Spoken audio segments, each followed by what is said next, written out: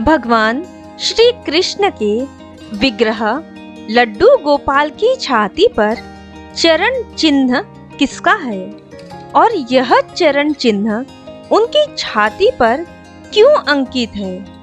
ये चिन्ह भगवान श्री कृष्ण के बाल स्वरूप, लड्डू गोपाल और युगल स्वरूप सभी में चिन्हित होता है। तो आइए आप भी जानें इसके पीछे की रोचक जानकारी के बारे में। धार्मिक ग्रंथों, पुराणों में मिलता है देवी भागवत के चतुर्थ स्कंद, विष्णु पुराण, अग्नि पुराण, श्रीमद् भागवत के खंडों में किए गए वर्णनों के अनुसार महर्षि भृगु प्रचेता ब्रह्मा के पुत्र हैं। महर्षि भृगु सप्तर्षि मंडल के एक ऋषि हैं। सावन और भाद्रपद में वे भगवान सूर्य के रथ पर सवार रहते हैं। इनका विवाह दक्ष प्रजापति की पुत्री ख्याति से हुआ था, जिनसे इनके 2 पुत्र काव्यशुक और त्वष्टा तथा एक पुत्री श्री लक्ष्मी का जन्म हुआ। इनकी पुत्री श्री का विवाह श्री हरि से हुआ। दैत्यों के साथ हो रहे देवासुर संग्राम में महर्षि भृगु की पत्नी ख्याति, जो योग शक्ति संपन्न तेजस्वी महिला थी, दैत्यों की सेना के मृतक सैनिकों को वह अपने योग बल से जीवित कर देती थी, जिससे नाराज होकर श्री हरि विष्णु ने शुक्राचार्य की माता भृगु जी की पत्नी ख्याति का सिर अपने सुदर्शन चक्र से काट दिया। अपनी पत्नी की हत्या होने की जानकारी होने पर महर्षि भृगु भगवान विष्णु को शाप देते हैं कि तुम्हें स्त्री के पेट से बार बार जन्म लेना पड़ेगा। उसके बाद महर्षि अपनी पत्नी ख्याति को अपने योग बल से जीवित कर गंगा तट पर आ जाते हैं और तमसा नदी की सृष्टि करते हैं। पद्म पुराण के उपसंहार खंड की कथा के अनुसार मंद्राचल पर्वत पर हो रहे यज्ञ में ऋषि मुनियों में इस बात पर विवाद छिड़ गया कि त्रिदेवों ब्रह्मा, विष्णु, शंकर में श्रेष्ठ देव कौन है। देवों की परीक्षा के लिए ऋषि मुनियों ने महर्षि भृगु को परीक्षक नियुक्त किया। त्रिदेवों की परीक्षा लेने के क्रम में महर्षि भृगु सबसे पहले भगवान शंकर के कैलाश पहुंचे। उस समय भगवान शंकर अपनी पत्नी सती के साथ विहार कर रहे थे। नंदी आदि रुद्र गणों ने महर्षि को प्रवेश द्वार पर ही रोक दिया। देवाधिदेव भगवान महादेव ने देखा कि भृगु आ रहे हैं, तो वे प्रसन्न होकर अपने आसन से उठे और उनका आलिंगन करने के लिए भुजाएं फैला दी। किंतु उनकी परीक्षा लेने के लिए भृगु मुनि का उनका आलिंगन अस्वीकार करते हुए बोले, महादेव, आप सदा वेदों और धर्म की मर्यादा का उल्लंघन करते हैं। दुष्टों और पापियों को आप जो वरदान देते हैं, उनसे सृष्टि पर भयंकर संकट आ जाता है। इसलिए मैं आपका आलिंगन कदापि नहीं करूंगा। उनकी बात सुनकर भगवान शिव क्रोध से तिलमिला उठे। उन्होंने जैसे ही त्रिशूल उठाकर उन्हें मारना चाहा, वैसे ही भगवती सती ने बहुत अनुनय विनय कर किसी प्रकार से उनका क्रोध शांत किया। इस पर महर्षि भृगु ने भगवान शंकर को तमोगुणी घोषित करते हुए लिंग रूप में पूजित होने का शाप दिया। यहाँ से महर्षि भृगु ब्रह्मा जी के पास पहुँचे। ब्रह्मा जी अपने दरबार में विराज रहे थे। सभी देवगण उनके समक्ष बैठे हुए थे। महर्षि भृगु ने ब्रह्मा जी को न तो प्रणाम किया और न ही उनकी स्तुति की। यह देख ब्रह्मा जी क्रोधित हो गए। क्रोध की अधिकता से उनका मुख लाल हो गया, लेकिन फिर यह सोचकर कि ये उनके पुत्र हैं, उन्होंने हृदय में उठे क्रोध के आवेग को विवेक बुद्धि में दबा लिया। भृगु जी को ब्रह्मा जी ने बैठने तक को नहीं कहे। तब महर्षि भृगु ने ब्रह्मा जी को रजोगुणी घोषित करते हुए अपूज्य, जिसकी पूजा ही नहीं होगी, होने का शाप दिया। कैलाश और ब्रह्मलोक में मिले अपमान तिरस्कार से शुभित महर्षि विष्णु लोक चल दिए। भगवान श्री हरि विष्णु क्षीर सागर में शेष नाग पर अपनी पत्नी लक्ष्मी श्री के साथ विहार कर रहे थे। उस समय श्री विष्णु जी शयन कर रहे थे। महर्षि भृगु जी को लगा कि हमें आता देख विष्णु सोने का नाटक कर रहे हैं। उन्होंने अपने दाहिने पैर का आघात श्री विष्णु जी की छाती पर कर दिया।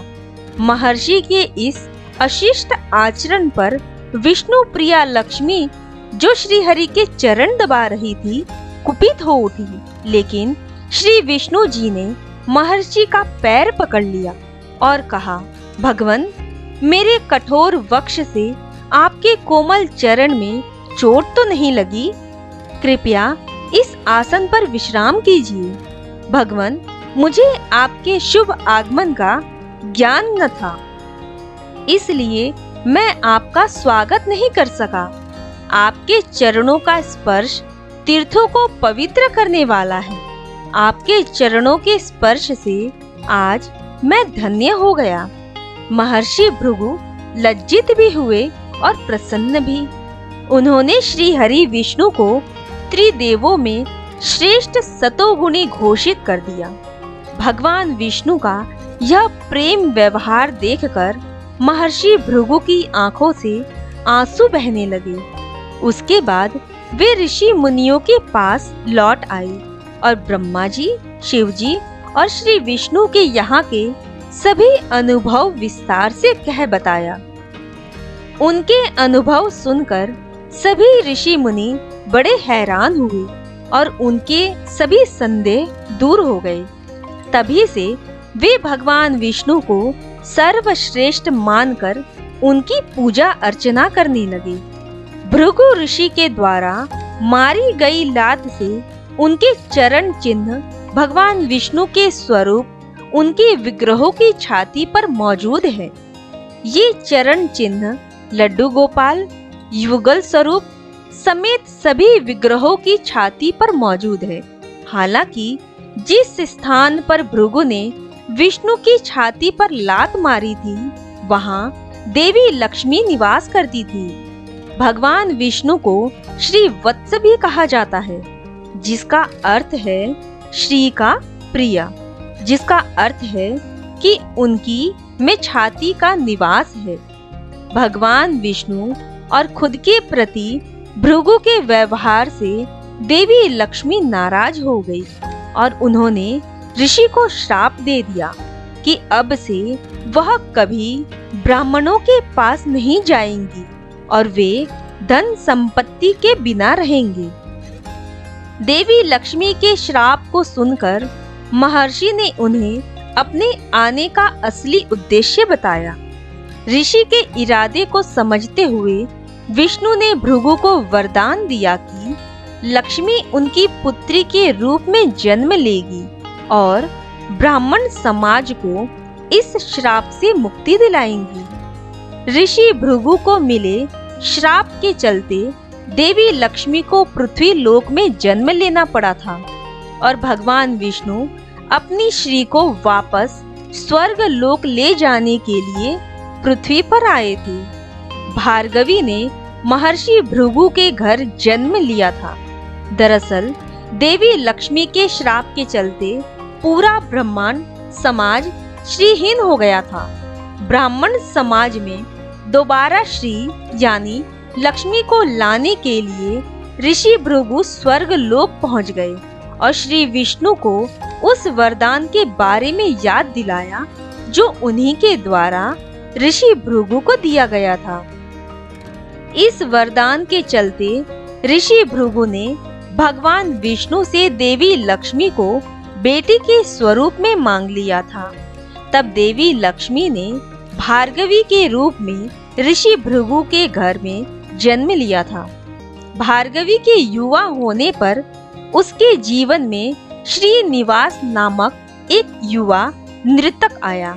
श्रीनिवास जहां भार्गवी को नृत्य कला सिखाता, वहीं दूसरी ओर ऋषि भृगु का सेवक बनकर रहता। दोनों को एक दूसरे से प्रेम भी हो गया, मगर श्रीनिवास असल में भगवान विष्णु का स्वरूप है, इस विषय में ऋषि भृगु को ज्ञान नहीं था। इसलिए उन्होंने भार्गवी को श्रीनिवास से विवाह नहीं करने दिया। वहीं दूसरी ओर वेंकटगिरी के राजा आकाश की बेटी राजकुमारी पद्मावती भी श्रीनिवास से नृत्य सीखती थी और मन ही मन श्रीनिवास से प्रेम कर बैठी थी।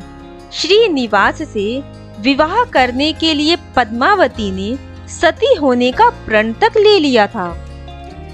इस विषय में जब श्रीनिवास को ज्ञात हुआ तो उन्हें पद्मावती से विवाह करना पड़ा।